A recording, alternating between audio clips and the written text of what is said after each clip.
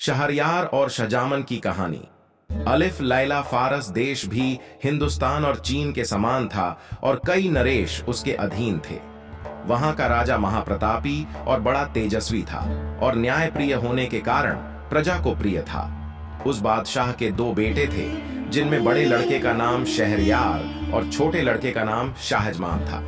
दोनों राजकुमार गुणवान, वीर, धीर और शीलवान थे।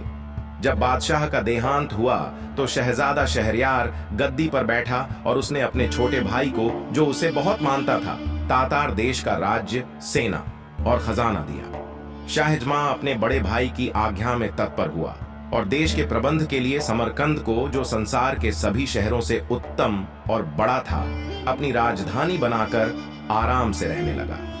जब उन दोनों को अलग हुए 10 वर्ष हो गए तो बड़े ने चाहा कि किसी को भेजकर उसे अपने पास बुलाए। उसने अपने मंत्री को उसे बुलाने की आज्ञा दी और मंत्री यह आज्ञा पाकर बड़ी धूमधाम से विदा हुआ। जब वह समरकंद शहर के समीप पहुंचा तो शाहजमां यह समाचार सुनकर उसकी अगवानी को सेना लेकर अपनी राजधानी से रवाना हुआ और शहर के बाहर पहुंचकर मंत्री से मिला।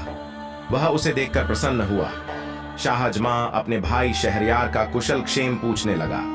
मंत्री ने शाहजमां को दंडवत कर उसके भाई का हाल कहा। वह मंत्री बादशाह शहरयार का परम आज्ञा पालक था और उससे प्रेम करता था। शाहजमां ने उससे कहा कि भाई, मेरे अग्रज ने तुम्हें मुझे लेने को भेजा, इस बात से मुझको अत्यंत हर्ष हुआ। उनकी आज्ञा मेरे शिरोधार्य है। अगर भगवान ने चाहा तो 10 दिन में यात्रा की तैयारी करके और शासन में अपना प्रतिनिधि नियुक्त कर तुम्हारे साथ चलूंगा। तुम्हारे और तुम्हारी सेना के लिए खाने पीने का प्रबंध सब यहीं हो जाएगा। अतएव तुम इसी स्थान पर ठहरो।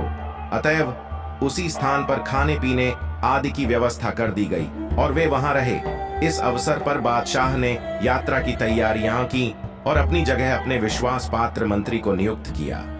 एक दिन साईं अपनी बेगम से, जो उसे अति प्रिय थी, विदा ली और अपने सेवकों और मुसाहिबों को लेकर समरकंद से चला और अपने खेमे में पहुंचकर मंत्री के साथ बातचीत करने लगा।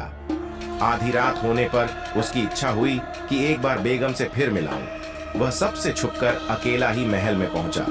बेगम को उसके आने का संदेह तक न था। वह अपने एक तुच्छ और कुरूप सेवक के साथ सो रही थी। शाहजमां सोचकर आया था कि बेगम उसे देखकर अति प्रसन्न होगी। उसे दूसरे मर्द के साथ सोते देखकर एक क्षण के लिए उसे काट मार गया। कुछ संभलने पर सोचने लगा कि कहीं मुझे दृष्टि भ्रम तो नहीं हो गया, लेकिन भली भांति देखने पर भी जब वही बात पाई तो सोचने लगा, ये कैसा अनर्थ है कि मैं अभी समरकंद नगर की रक्षा भित्ति से बाहर भी नहीं निकला और ऐसा कर्म होने लगा। वह क्रोधाग्नि में जलने लगा और उसने तलवार